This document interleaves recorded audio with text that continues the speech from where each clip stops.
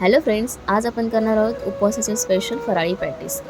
तर यामध्ये तुम्हाला पनीर आणि चीजचं देखील स्टफिंग आहे आणि आज संकष्टी आहे, तर नक्की ट्राय करा तुम्ही.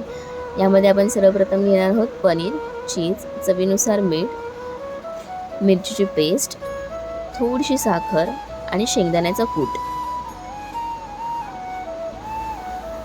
आता आपण हे सर्व मिक्स करून घेणार आहोत आणि आपलं स्टफिंग रेडी आहे. आता आपण वरचं कोटिंग तयार करूया. त्यासाठी मी वऱ्याचे तांदूळ मिक्सरला ग्राइंड करून घेतलेले आहेत. त्याच्यामध्ये बटाटा टाकलेला आहे,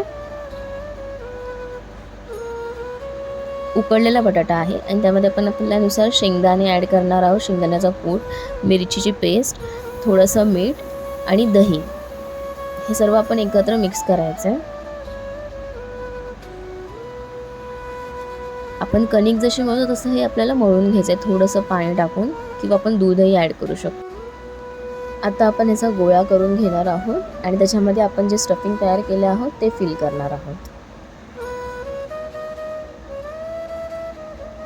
आता आपण याच्यामध्ये पनीरचं स्टफिंग ॲड करूया आणि हे आपल्याला बंद करून घ्यायचं आहे आणि ह्याचा आपण एक रोल करणार आहोत. तुम्ही तुमच्या आवडीनुसार ह्याला टिक्कीचा आकार देखील देऊ शकता. आपलं फराळी पॅटीस आता रेडी आहे. आपण आता हे फ्राय करून घेऊया.